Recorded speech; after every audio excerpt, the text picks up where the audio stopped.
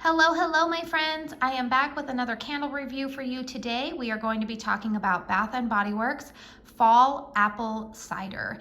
Now, this fragrance, if you are like me, when it was released a couple of weeks ago and when I saw the fragrance notes, I will admit that I was optimistic or hopeful that possibly this could be a repackage of the beloved Cider Lane fragrance that for whatever reason, Bath & Body Works has chosen not to release in a 3-wick this year. I can't remember if they did it last year or if they packaged it as like Spooky Cider Lane.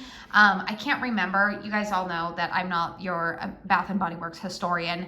However, I will tell you that upon inquiry with some Bath & Body Works employees, as well as when I went into the store to sniff this candle for myself, I will tell you that this is not a repackage of Cider Lane. But I did like the fragrance enough on cold sniff that I did want to give it a shot. And so therefore I have been burning it for, I would say, the last 2.5 weeks. You guys know that I was sick a couple of weeks ago, which is why I feel like my review is a little bit later than I would have liked for it to be, but oh well, such is life. And here are my thoughts. So this is their standard 3-wick 14-ounce vessel that we all know from Bath & Body Works, and it is in this packaging that I don't really know exactly what this collection is called. There are a couple of other fragrances that I picked up from the Fall 2 release that have this packaging. Autumn Chai, the what's the one I just reviewed? Apple Crisp. Those all have a similar aesthetic to it. It's almost kind of like a fall wreath with maybe like some autumnal fruits or just flowers that we typically see in the autumn. I like the packaging. I don't think that it's anything amazing, but it's not something that I've been like, ew, that's straight up ugly. It's nice packaging. The fragrance notes that are listed on this candle are crisp red apple, caramel drizzle, and spiced cider. So what does my nose detect on here? First and foremost, I do definitely get a red apple fragrance in here. A red apple to me is very like generic, I would say. It's very basic. It's not very sweet like a Honeycrisp or a Fuji. It's not tart like a Granny Smith or like your standard baking type of apples. Now, I will tell you that I do get some of the caramel drizzle note in there that is there, and there is a spiced cider accord. Now, I live in an area of the country where, unfortunately, we don't actually get to experience fall. I have to pretend it's fall inside of my house because, truthfully, outside it's still 100 degrees. But we don't really get all of like the spiced cider mills that I hear from all of you who actually live in areas where you get to experience fall. But when I have had a spiced cider, like later on in the winter time, this fragrance does remind me of that. The caramel drizzle, I will say in here, it's not as strong as what you would get in the Cider Lane, which is what I think is probably the biggest difference that I am smelling in this candle. Both of those fragrances are definitely like, both this fragrance and Cider Lane, they have similar components to them. However, I would say that Cider Lane is much more caramel apple heavy, whereas this is definitely more cider, apple cider heavy with a hint of caramel in there.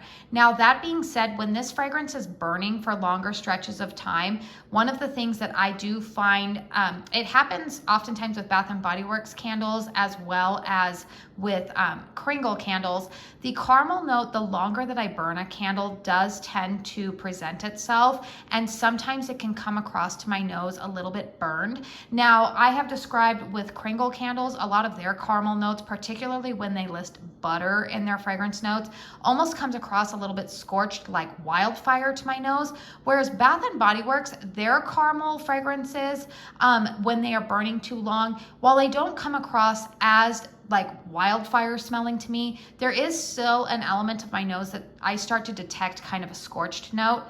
And I will say that if I burn this candle longer than say 2.5 hours, I do start to smell that.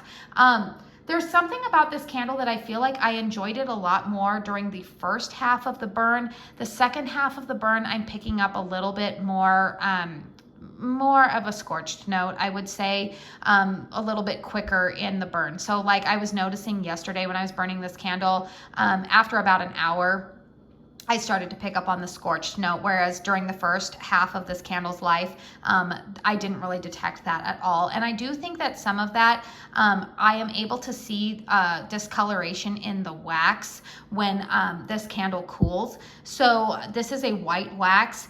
But unlike, say, Kringle candles with their white wax, where the wax stays very, very clean, this wax you can detect a little bit of change in the color.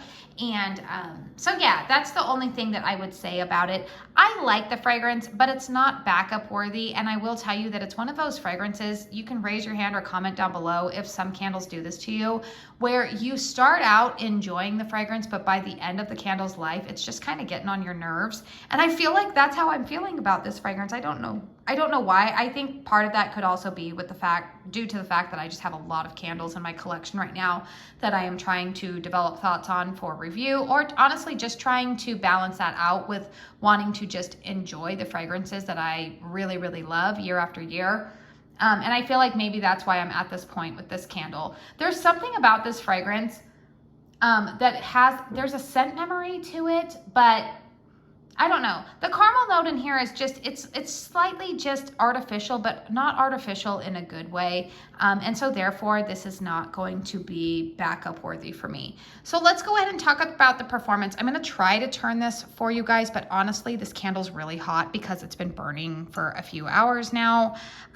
So yeah, you can see right now, like I'm pretty far down into the wax pool. I will give it to this candle. The wicks have not given me any issues. You guys know that has been an issue for me. Not to reiterate that word issue a few times. Everybody take a drink every time I say that word.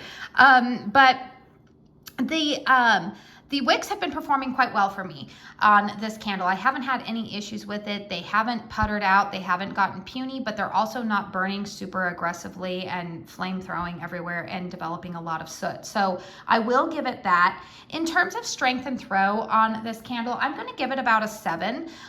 It performs quite well when I put it in a bedroom. That's probably where I get the greatest strength and throw from it. But if I put it out in my open concept living room, the fragrance is, it's noticeable, but it's definitely not as heavy, I would say. In a closed concept bedroom with lower ceilings, you're definitely gonna be able to detect it. But like I said, because this fragrance is starting to get on my nerves, that sounds really bad. It makes it sound like this is a bad fragrance. It's not. It's just one that I think at this point I just feel ready to move on from it.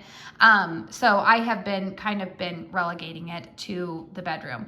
That being said, I do like pairing this fragrance with some pumpkin fragrances. Currently, I'm burning the Reserve fragrance from Kringle last year, the Great Pumpkin scent. I love just burning this with like a good pumpkin scent. I feel like then it doesn't get too appley. I've also been burning it with the Charred Apple Woods from, is it Charred Apple Woods? What was that fragrance? Was it Charred Apple Woods? I think from Homeworks. Goodness, you guys, I'm getting all of my candles confused because, again, there's a lot of them to talk about. But overall, you guys, it's not backup worthy for me. It's a one and done. So I think you guys got the gist of that. So let me know in the comment box down below if you have purchased this candle recently. We know that Bath & Body Works has had quite a few decent sales on their fall lineup. We all know that Christmas will be right around the corner. That's really difficult to believe, but alas, it is what it is. But yeah, let me know if you have purchased this candle, what your burn experience has been with it. Is this one that you just kind of feel meh about? Were you hoping that it would be a repackage of Cider Lane? Are you in Team Cider Lane wondering where on earth is that candle? Because, oh my goodness, that one is so good. And I honestly don't know why Bath & Body Works does not bring it back, but I guess I'll quit beating that drum because clearly they don't care about my opinion. So, and clearly not the opinion of a lot of people who love that fragrance, but oh well, we don't know what is going on behind the scenes over there.